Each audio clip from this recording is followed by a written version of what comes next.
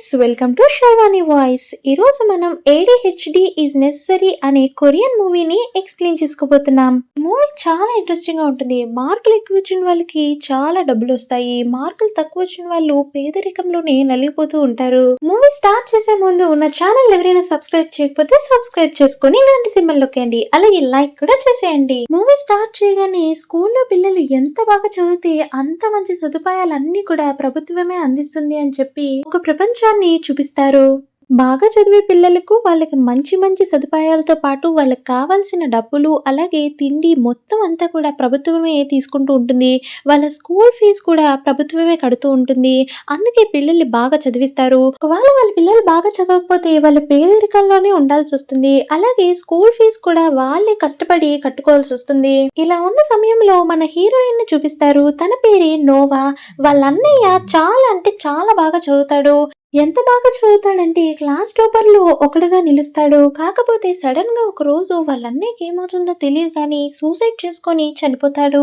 ఇదిలా ఉండగా నోవా వాళ్ళ అమ్మని చూపిస్తారు. తన పేరే యాంగ్. తన కొడుకు ఉన్నంత కాలం చాలా మంచి మార్కులు వచ్చాయని చెప్పి ప్రభుత్వం ఆమెను గుర్తించి బెస్ట్ మదర్ గా ఎంపిక చేస్తారు. అలాగే ఈవిడ చేసిన కృషికి వాళ్ళ అబ్బాయి మార్కులు రావడానికి కూడా ఈవిడ కారణం అని చెప్పి ఆవిడకి ఒక మంచి అవార్డ్ ని కూడా ఇస్తారు. అవార్డ్ తో పాటు ఆవిడకి ఒక బంగారు ఆకుని ఇస్తారు. ఆ ఆకు మీద 5 లైట్లు వెలుగుంటాయి. ఇక మీదట తన కూతురు అదే మన హీరోయిన్ బాగా చదువుకునేలాగా చెయ్యాలి ఈమె పని. ఒకవేళ మన హీరోయిన్ కి తక్కువ మార్కులు వస్తే ఒక్కొక్క లైట్ మెల్లిమెల్లిగా ఆక్కుంటూ వస్తుంది. ఒకవేళ బాగా చదివే పిల్లలు సడన్ గా చదవడం మానేసి వాళ్ళకి తక్కువ మార్కులు వస్తే వాళ్ళని ఖచ్చితంగా అక్కడి నుంచి పంపించేస్తారు. ఆ అపార్ట్మెంట్ నుంచి ఖాళీ చేయడంతో పాటు వాళ్ళకున్న సదుపాయాలన్నీ కూడా వాళ్ళు కోల్పోతారు.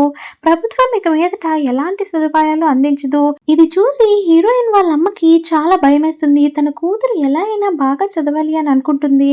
ఇంకో పక్క యాంగ్ ని మిగతా తల్లులందరూ కూడా చాలా గౌరవిస్తారు, ఆరాధిస్తారు కూడా. ఎందుకంటే ఆమె పిల్లల్ని ఎలా పెంచింది అని చెప్పి అందరూ అడుగుతూ ఉంటారు. అందుకోసమని యాంగ్ పిల్లల్ని ఎలా పెంచాలి అని చెప్పి పుస్తకాలు రాస్తూ రిలీజ్ చేస్తూ ఉంటుంది. ఈ ప్రపంచంలో తల్లులకి పిల్లలు కూడా సైన్స్ ద్వారానే పుడతారు. ఎవరైనా తల్లులు పిల్లలు కావాలనుకుంటే వాళ్ళు సైన్స్ పద్ధతుల్లోనే పిల్లల్ని కనాల్సి వస్తుంది. ఒకవేళ వాళ్ళ పిల్లలకి ఏదైనా చిన్న లోపం ఉంటే వాళ్ళు వెంటనే ఆ పిల్లల్ని తీసేస్తారు. మళ్ళీ ఇంకో పిల్లాడు పుట్టేలాగా ఇంజెక్ట్ చేస్తూ ఉంటారు వాళ్ళకి. అంతేగాని లోపం ఉన్న పిల్లల్ని వాళ్ళు ఎప్పుడు కూడా ఎంకరేజ్ చేయరు. ఎందుకంటే లోపం ఉన్న పిల్లలు పుడితే ఖచ్చితంగా వాళ్ళు చదువులో రానివ్వరు. తల్లులు కూడా బాగా చదివే పిల్లలు మాత్రమే కోరుకుంటారు. ఇదిలా ఉండగా యాంగ్ తన పాపని అదే మన హీరోయిన్ ని ట్యూషన్ లో జాయిన్ చేస్తుంది. ట్యూషన్ లో కూడా పెద్దగా రిజల్ట్ ఉండదు.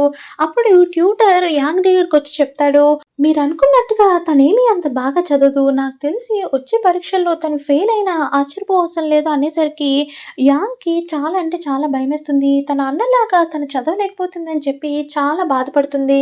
కొంచెం బాగా చదివించండి అని చెప్తూ ఉండగానే ఈలోపే తన బ్యాచ్ మీద ఉన్న ఒక లైట్ ఆగిపోతుంది. దాంతో తనకు అర్థమవుతుంది వాళ్ళ అమ్మాయికి తక్కువ మార్క్స్ వచ్చుంటాయి, అందుకే ఈ లైట్ ఆగిపోయిందని చెప్పి తను అనుకుంటూ ఉంటుంది.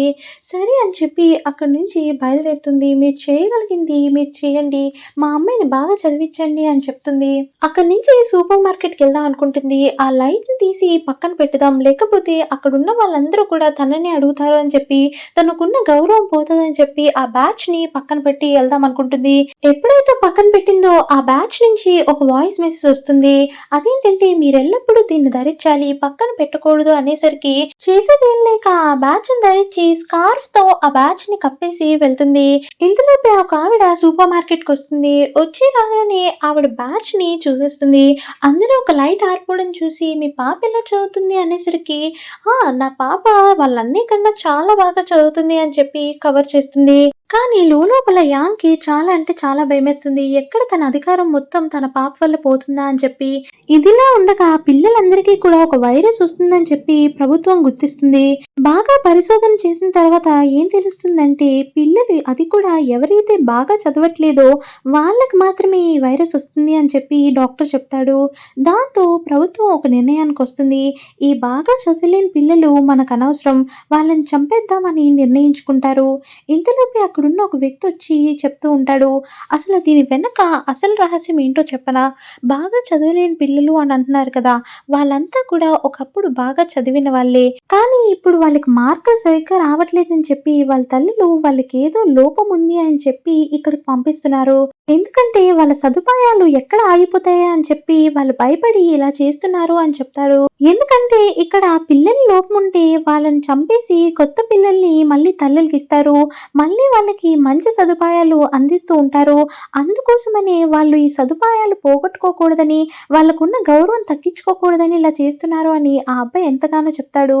కానీ ఆ అబ్బాయి మీదే కేసు పెట్టి ప్రభుత్వం ఆ అబ్బాయిని పంపించేస్తుంది.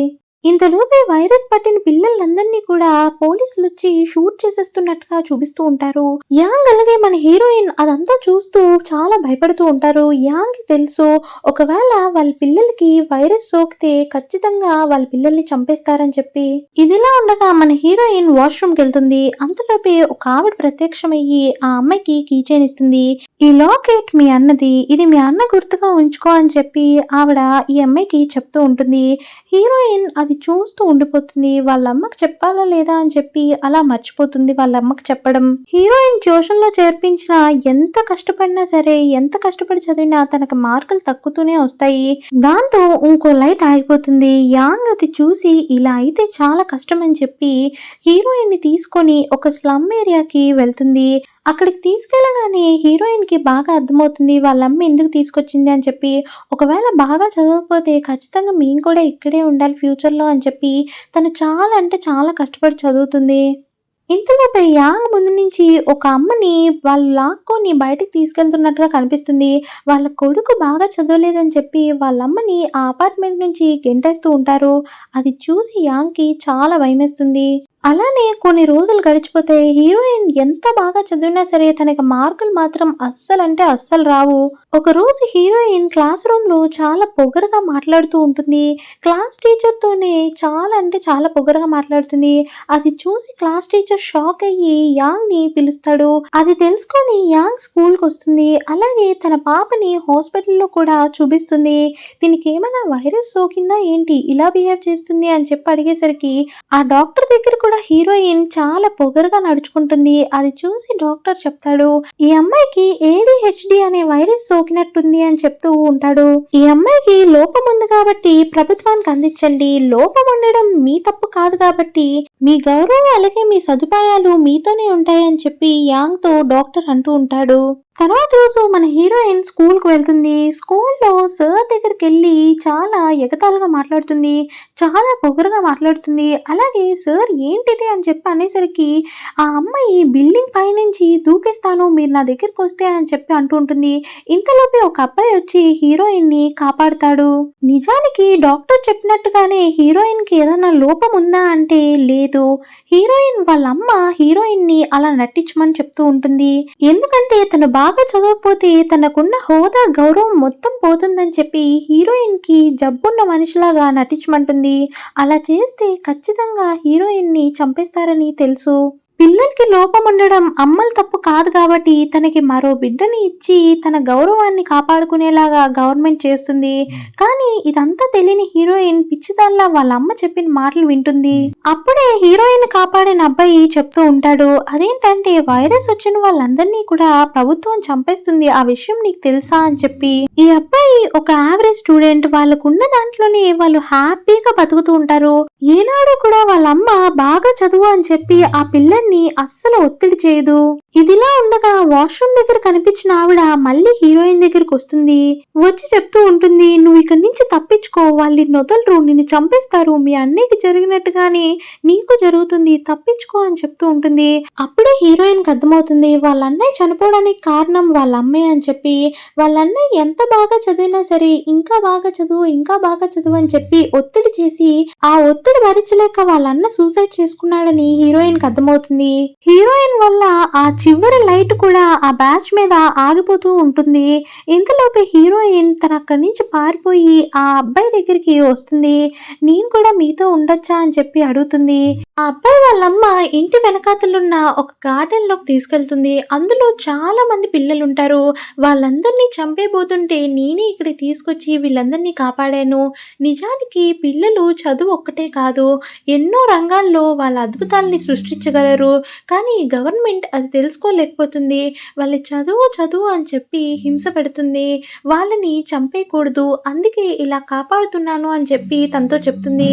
కానీ వాళ్ళ అమ్మని మోసం చేస్తున్నానని చెప్పి తను మళ్ళీ ఇంటికి తిరిగి వెళ్ళిపోతుంది.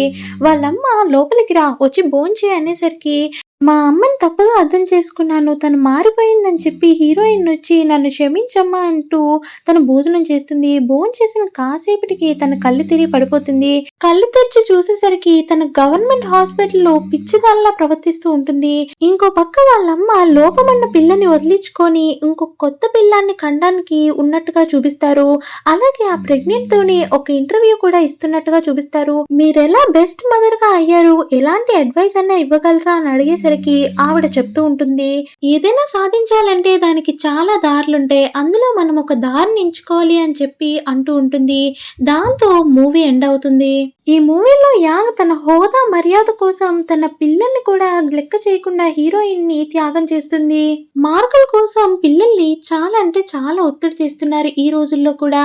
నిజానికి వాళ్ళకి ఏది ఇష్టమో ఏది ఇష్టం లేదో తెలుసుకొని వాళ్ళు అందులో ఉంచితే వాళ్ళు ఖచ్చితంగా విజయాన్ని సాధిస్తారు. ఇదే ఈ స్టోరీ యొక్క మెయిన్ లైన్. మూవీ ఎలా ఉందో కామెంట్ చేసేయండి. అలాగే మూవీ నచ్చితే లైక్ చేసి సబ్స్క్రైబ్ కూడా చేసేయండి.